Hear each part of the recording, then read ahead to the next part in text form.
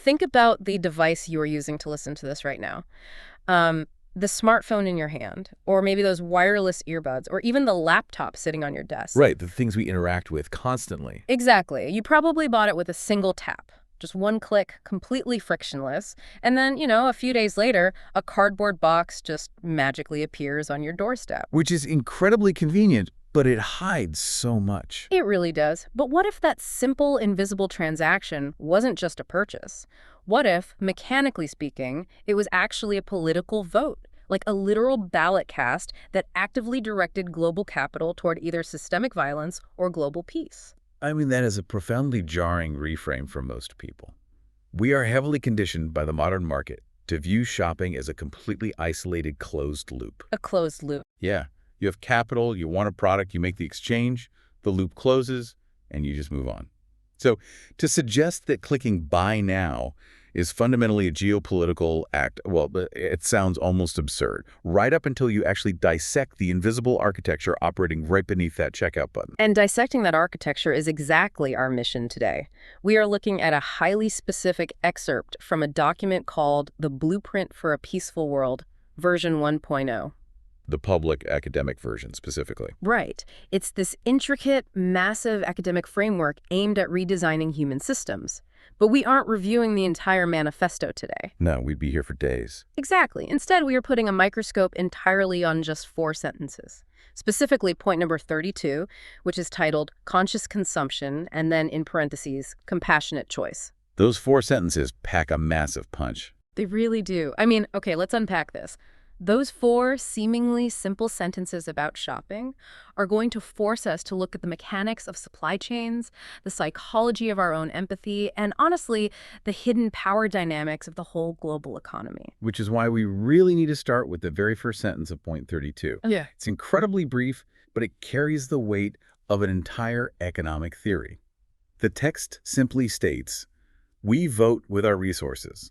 Such a bold claim. It is. It takes a concept like voting, which is inherently about governance, Right. about power and statecraft, and it maps it directly onto our daily economic habits. So let's break down the mechanics of that, because I think a lot of people hear the phrase vote with your wallet, and they process it as a secondary, almost passive way to express an opinion. Like a bumper sticker. Yeah, exactly. Like wearing a bumper sticker. They think, well, I vote for this politician at the booth, and I also prefer organic coffee. But this text isn't using it as a cute metaphor, is it? Not at all. It is presenting it as the primary mechanism for shaping reality. To understand the gravity of that, we have to contrast traditional political voting with economic voting. Okay, lay that out for us. Well, in a traditional political democracy, your engagement is highly infrequent, right? And it's heavily abstracted. You vote every 2 to 4 years, you go to a designated building, you fill out a piece of paper, and you just hope that the representative you selected manages to implement even a fraction of the worldview they promised. Yeah, the feedback loop is agonizingly slow. It really is. Plus, your individual influence is diluted by millions of other voters and entrenched institutional gridlock. It honestly feels like shouting into a canyon and then just waiting 4 years to hear the echo. That is precisely the opposite of an economic election. Economic elections happen dozens of times a day. Every single time you allocate your money, you are instantly transferring power.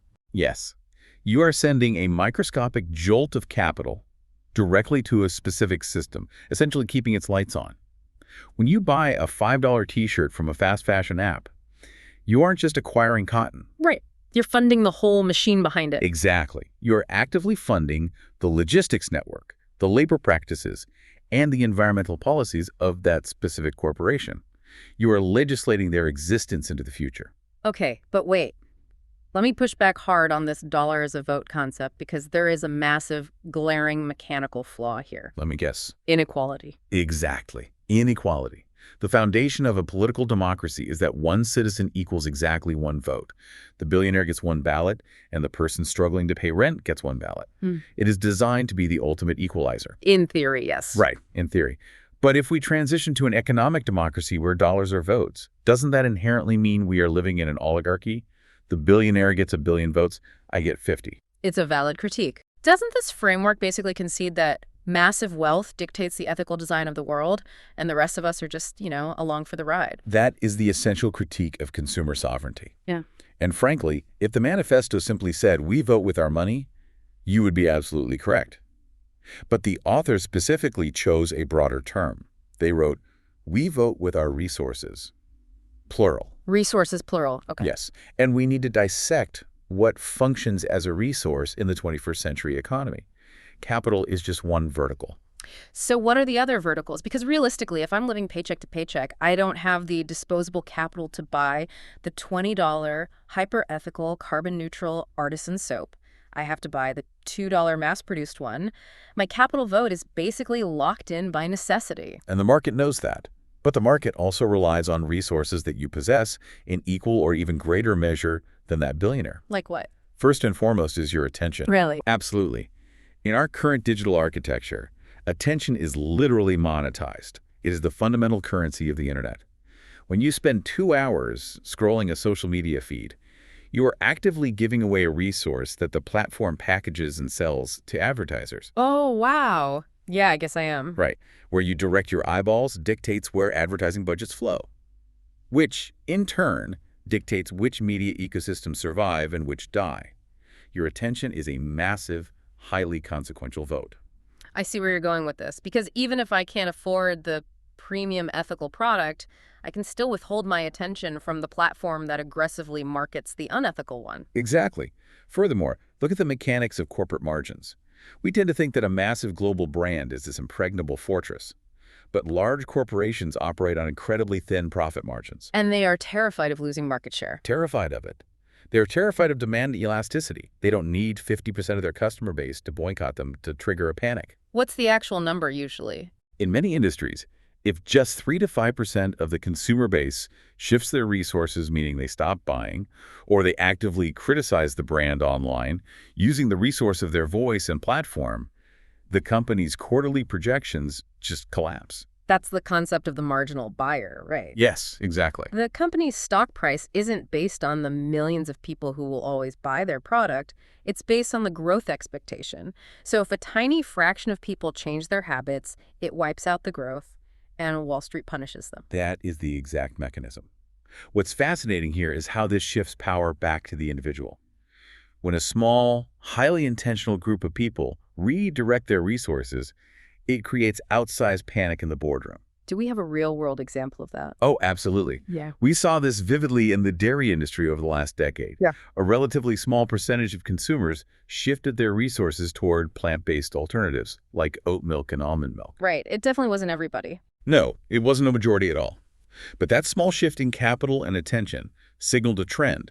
Institutional investors saw that trend, realized traditional dairy might carry future transition risk, and started pouring venture capital into alternative proteins. Wow. The entire market architecture shifted because a fraction of the population changed how they voted with their daily coffee order. The power of the individual consumer, when aggregated even slightly, is staggering. Which fundamentally strips away the excuse of powerlessness. It does. It removes the excuse. Like, if I believe I am just a microscopic cog in the machine, I don't have to take responsibility for my habits. But if my attention, my data, my marginal capital, and my voice are all active votes, then I am constantly legislating the future. I am accountable. You are a lawmaker in the global economy every single day. But that accountability leads to a pretty terrifying realization. If every dollar and every click is a vote, we need to know exactly what we are voting for. Precisely. And that brings us to the second sentence of point 32. Right.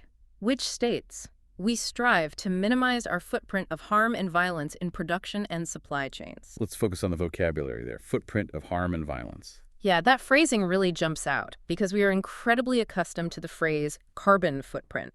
It's built into corporate reporting, it's in the news, we generally understand it. It's a very standard metric now. Right. When a factory burns coal to make my shoes, a measurable amount of carbon dioxide enters the atmosphere. It's a chemical reality.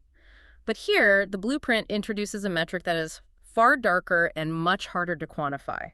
They aren't just talking about carbon. They are talking about a footprint of harm and violence. That linguistic choice completely shatters the sanitized language of modern economics. In traditional economic theory, we use the term externalities. Externalities. Yeah. When a company produces a good, the primary transaction is between the buyer and the seller. If that production process, say, dumps toxic chemicals into a local river, affecting a downstream village, traditional economics calls that a negative externality. It's just a cost not reflected in the price of the good. Exactly. It is a sterile academic term designed to keep the spreadsheet clean. Honestly, externality sounds like a minor accounting error. It definitely doesn't sound like poison drinking water. Which is exactly why the manifesto refuses to use it. It replaces externality with violence. That's a huge shift. It is. If a worker is assembling your smartphone in a facility where the fire exits are padlocked and they live in constant fear of a structural collapse, that is not a labor dispute. That is structural violence. Right. If a child in a mining town is digging up the cobalt that powers the battery in your laptop under the threat of physical harm by armed militias, that is not an aggressive sourcing strategy. That is violence. By forcing the word violence into the context of mundane supply chains, the text eliminates the psychological firewall between the consumer and the suffering.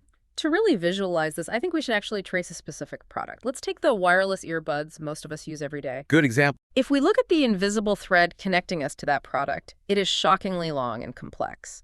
The earbuds don't just magically appear in the fulfillment center. That thread goes backward onto a massive container ship burning heavy bunker fuel across the Pacific. Right, and it doesn't stop there. Yeah.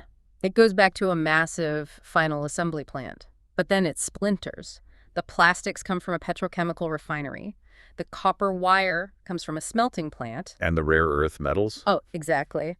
The lithium for the battery goes all the way back to the brine pools of the Atacama Desert in South America, where millions of gallons of local groundwater are pumped out and evaporated, which completely devastates the local indigenous community's access to water. And every single node on that splintered thread represents an opportunity for the footprint of harm to expand. What's crucial to understand is that the complexity itself is the weapon. The complexity is the weapon. What do you mean? Well, think about the pre-industrial era. Your supply chain was basically your village. If you bought a horseshoe, you knew the blacksmith. If he was beating his apprentice, you saw it, and you could apply social or economic pressure immediately. The feedback loop of harm was totally visible. Right, there was no hiding it. Today, modern supply chains are intentionally designed to obfuscate the origin of materials. They are deliberately opaque. Let's talk about how they do that mechanically. Because when a major tech company or a fast fashion brand gets caught using sweatshop labor, their immediate defense in the press is almost always, "We had no idea." Plausible deniability. Yeah, but how is it actually possible for a billion-dollar corporation to not know who is making their products? Because of the tiering system in global manufacturing. A major brand usually only has direct contracts with Tier 1 suppliers. Tier 1, okay. These are the pristine, massive assembly factories that pass all the corporate audits. When the brand's inspectors show up, everything looks perfect. The lighting is great, the safety posters are up. But I'm guessing that's not the whole story. Not even close. That Tier 1 factory often can't handle massive order volumes on their own, especially around the holidays. So without telling the brand, they subcontract the overflow work to a Tier 2 supplier. Ah, a shadow factory. Exactly. A shadow factory that operates entirely off the books with no safety regulations, paying sub-minimum wages. And it goes even deeper than that. That Tier 2 factory buys raw materials from Tier 3 and Tier 4 suppliers. The raw material level. Right, the actual cotton gins, the raw mineral brokers. At the commodity level, materials are deliberately mixed. Clean cotton from a certified farm is physically blended in a massive warehouse with cotton harvested by forced labor. Wow. By the time it is spun into thread, it's chemically impossible to tell them apart with the naked eye. The brand has plausible deniability built right into the architecture of the system. So the footprint of violence is essentially laundered through layers of subcontracts, Right. which makes the instruction in the manifesto, we strive to minimize our footprint. It makes it feel almost like a cruel joke. How so? Well, how can I, a single person sitting at my laptop, strive to minimize a footprint that a billion-dollar company claims even they can't track? It's incredibly frustrating, yes. But note the pragmatism in the word strive. The authors of this blueprint are not naive. They do not demand the immediate, absolute elimination of your footprint. Because that's basically impossible. Right. Unless you disconnect entirely from human society, weave your own clothes from bark, and forage for berries in the woods, you are going to be entangled in compromised systems. Right. Modern life demands participation. Exactly. Striving acknowledges that we are trapped in a legacy architecture. The goal is not instant purity. The goal is directional trajectory. You're looking for the lesser of two evils to shift the market signal. But still, the frustration is there. How can I minimize a footprint I can't even see? Your frustration is exactly the point. You cannot minimize what you cannot see. Navigating a dark room requires turning on the lights. And this leads us directly to the systemic solution proposed in the third sentence. Okay, let's look at the third sentence. It reads, "We demand transparency and traceability of ethical supply chains." Yes. The verb choice here is what strikes me first. Demand. Not request, not encourage, not we would really appreciate. Demand. It is a hard, non-negotiable requirement. Here's where it gets really interesting, I think. It elevates knowing where your stuff comes from. It changes it from a niche hobby for wealthy activists to a fundamental right of the conscious consumer. It is the architecture of visibility. And to understand how this works mechanically, we had to strictly separate two words that corporations love to use interchangeably, but which have vastly different technical realities. Which are? Transparency and traceability. Right, because they definitely sound like synonyms. Like, we are a transparent company with a traceable supply chain. It's just boilerplate PR language at this point. What is the actual mechanical difference? It's huge. Transparency is a claim, traceability is the proof. Okay, unpack that. Transparency is a brand, publishing an annual corporate social responsibility report. It's a beautifully designed PDF on their website featuring photos of smiling workers and pledges to reduce carbon emissions by 2040. Transparency is the company building a window into their operations and inviting you to look inside. But the company gets to choose exactly which room that window looks into. Precisely. They show you the pristine Tier 1 assembly floor, but they put a brick wall in front of the Tier 3 shadow factory. Transparency relies entirely on the goodwill and honesty of the entity being observed. And traceability. Traceability, on the other hand, shifts the power back to the observer.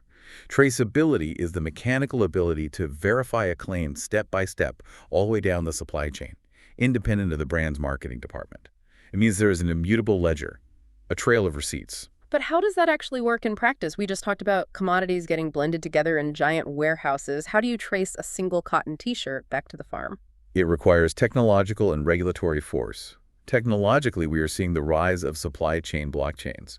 Like crypto. Sort of, but for physical goods. Decentralized ledgers, where every time a material changes hands from the farmer to the gin to the spinner to the dyer, it is logged in a way that cannot be retroactively altered. We are even seeing the use of isotopic testing. Wait, isotopic testing, like what they use in geology? Yes, exactly. Every geographic location on Earth has a unique chemical signature, a specific ratio of isotopes in the soil and water. When a cotton plant grows or a tree is cut for timber, it absorbs that specific isotopic signature. Oh, wow. So they can literally test the final product. Yes. Independent auditors can take a piece of a finished t-shirt, run it through a mass spectrometer, and mathematically prove whether the cotton came from a certified ethical farm in India or a region known for forced labor in Central Asia. That is insane. The brand's PR department can lie, but the chemistry cannot. Exactly. The chemistry doesn't care about the marketing budget. That is absolutely fascinating. But okay, let me push back again, because here is where I hit a wall as a normal consumer.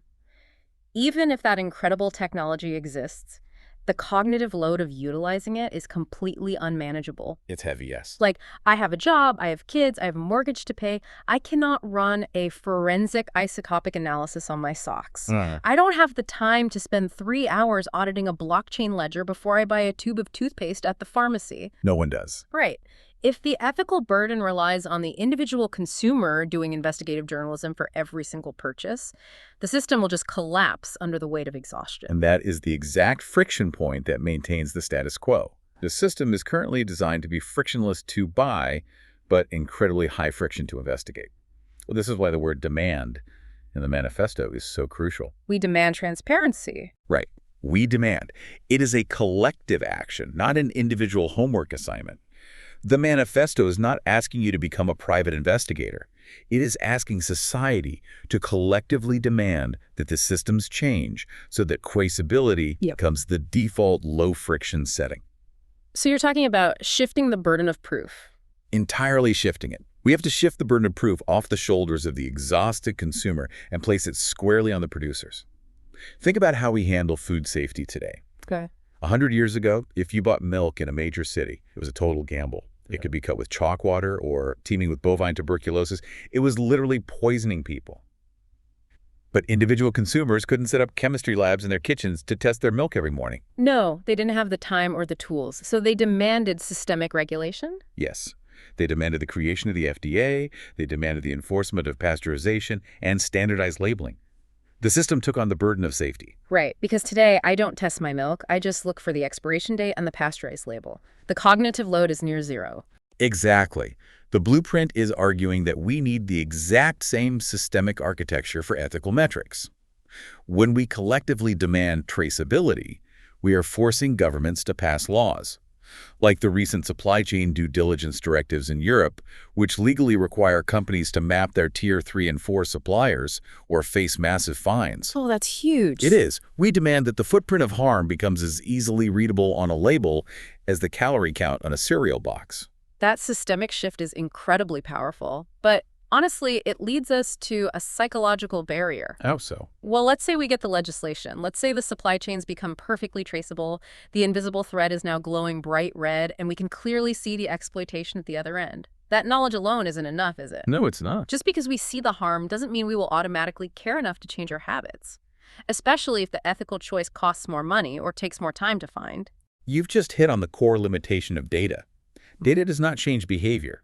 Emotion changes behavior. You can show someone a spreadsheet detailing the exact labor abuses in a factory, but if they feel no connection to those workers, they will still buy the cheaper product. It's sad, but it's true. Which is why the blueprint transitions from mechanics to psychology in the fourth sentence. It says, we consciously move towards expanding the circle of compassion. Expanding the circle of compassion. I love the imagery there. This phrase really shifts the entire tone of the text. We've spent all this time talking about ledgers, supply chains, and marginal buyers, cold, hard mechanics. But here, the manifesto basically injects the human soul into the equation. It does. Let's unpack the mechanics of empathy then, because I think we take it for granted. I always picture it like throwing a stone into a pond. The ripples start small, right?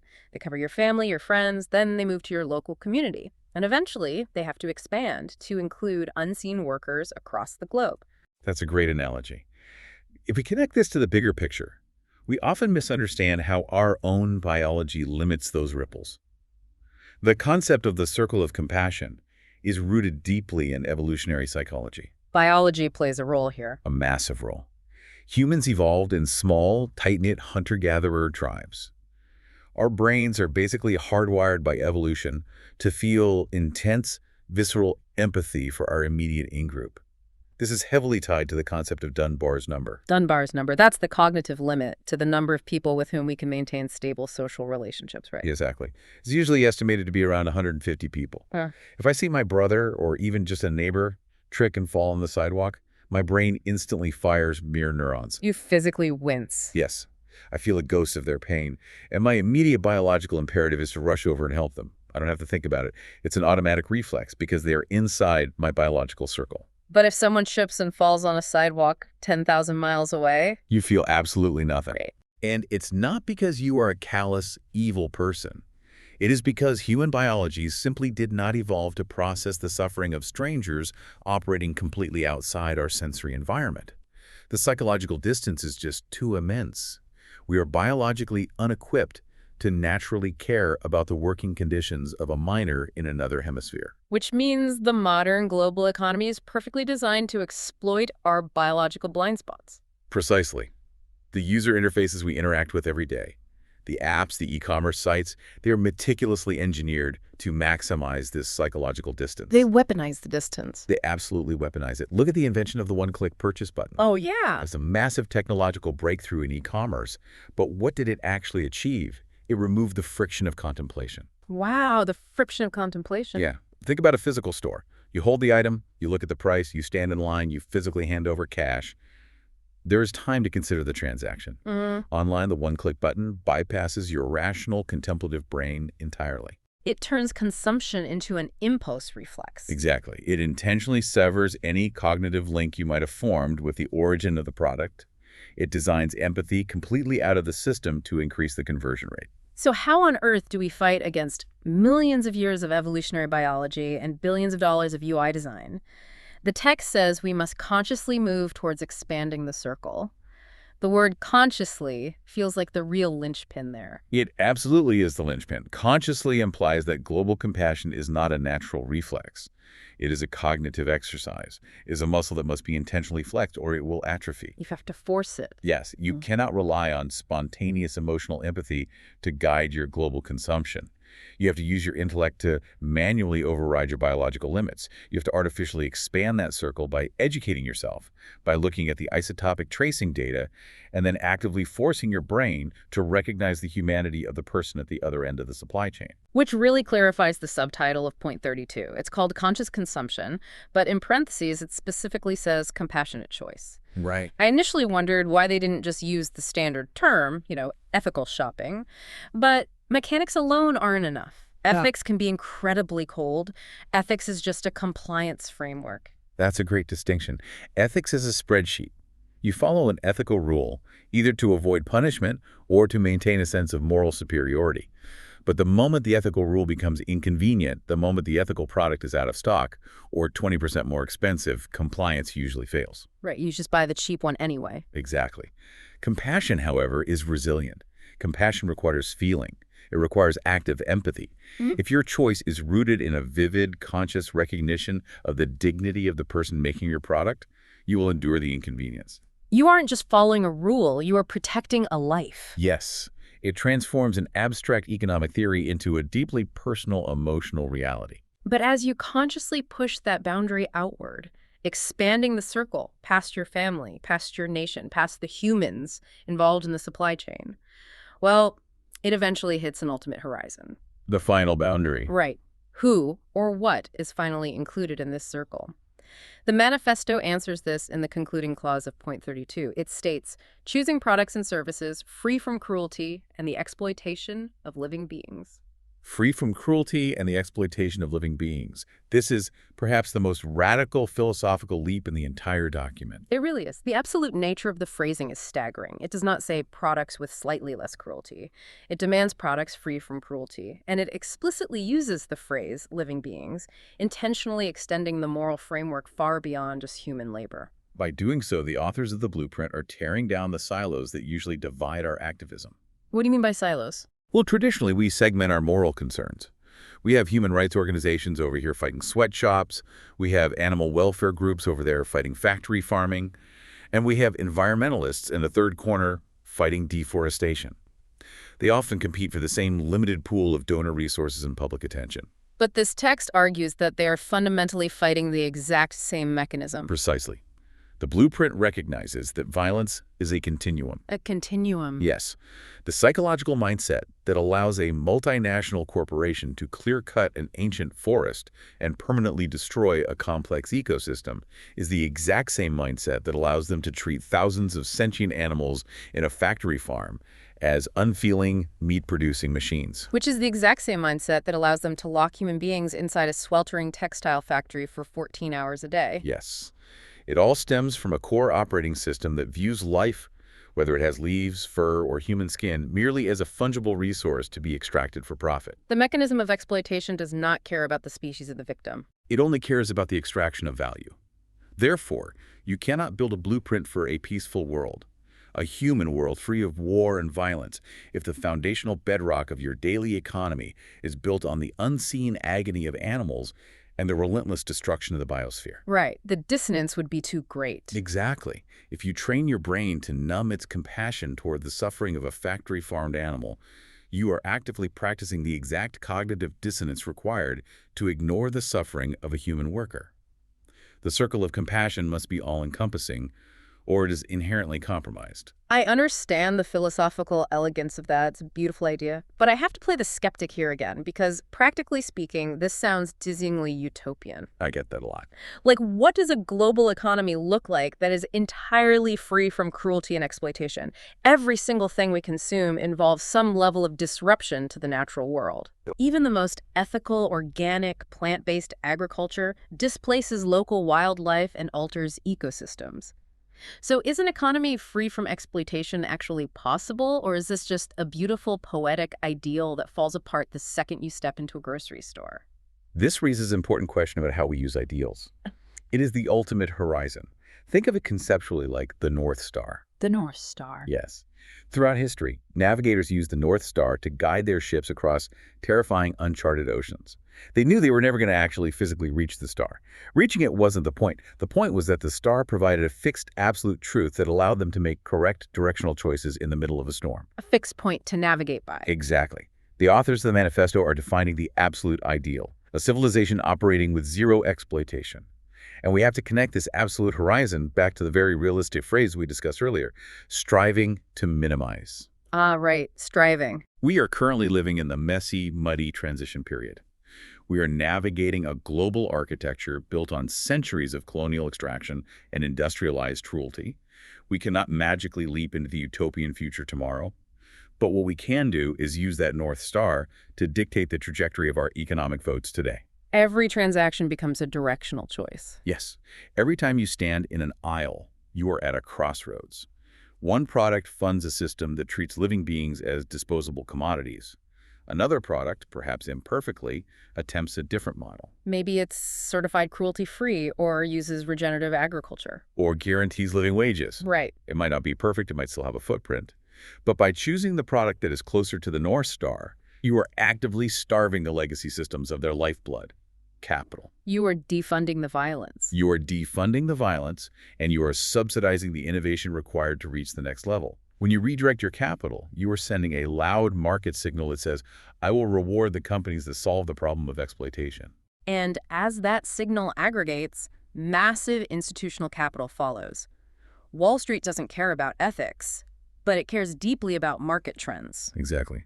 If millions of people expand their circle of compassion and change their voting habits, the cruel industries become risky investments. Their capital dries up. They are forced to adapt or perish. It is a slow, relentless mechanism of starving out the old world to fund the new one. Okay, let's take a deep breath and look at the sheer scope of what we've uncovered here. It's a lot to take in. It really is. So what does this all mean? We started with just 4 sentences from the blueprint for a peaceful world. Just 4 sentences about conscious consumption.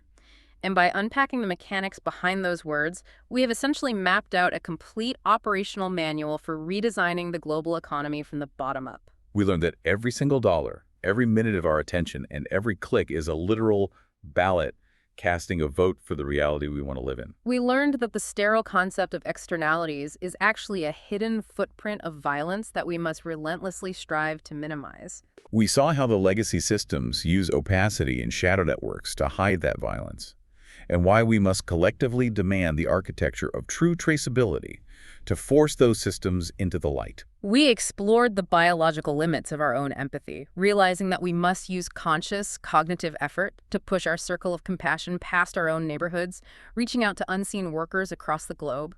And finally, we established our North Star, the recognition that violence is a continuum, and that true peace requires us to strive for an economy free from the exploitation of all living beings. It is a profound, heavy responsibility, but honestly, it is also incredibly empowering. We are not powerless cogs. Which brings us back to you, the listener. At the very beginning of this deep dive, we talked about the frictionless nature of modern shopping, the one-click buy. The next time you are holding your phone, about to make a purchase, or you are standing in a store aisle, I challenge you to introduce some intentional friction. Pause for 3 seconds. Visualize the invisible thread connecting the item in your hand to the soil it came from. Remember the sheer mechanical power you hold in your resources. You are standing at the ballot box. What reality are you about to vote for? That's powerful. And I want to leave you with one final mechanical thought experiment. It's not explicitly written in the manifesto, but it is the logical endpoint of everything we've discussed today. I love thought experiments. Imagine if tomorrow a global supply chain law was passed. Imagine if, instead of just a nutritional label showing calories and sodium, every single physical and digital product was legally required to display a violence label. A violence label. Yes. A stark standardized rating system printed right next to the barcode, detailing the exact amount of environmental destruction, animal cruelty, and human exploitation required to put that item in your hands. A completely traceable, unhideable ledger of harm. Exactly. If you could actually see the suffering in black and white, quantified and verified, would your daily shopping list change? For almost everyone, the answer is a visceral yes. You wouldn't buy the product with a severe violence rating. You couldn't unsee it. Right. But here is the reality we must navigate. That label does not exist yet. The systems are still opaque. The threads are still hidden in the dark. So the ultimate question is this. Until we collectively force the market to build that label, how hard are you willing to look to find the truth yourself? How willing are you to manually trace the thread, overcome your own biological distancing, and make the compassionate choice? That is the defining challenge of the conscious consumer. It requires the courage to look into the shadows and take responsibility for what you find. It takes immense courage and it takes daily practice. It really does. Thank you so much for joining us on this incredibly intense, microscopic deep dive into Point 32. Keep demanding visibility, keep expanding your circle, and most importantly, keep voting for the world you want to see. We will catch you on the next deep dive.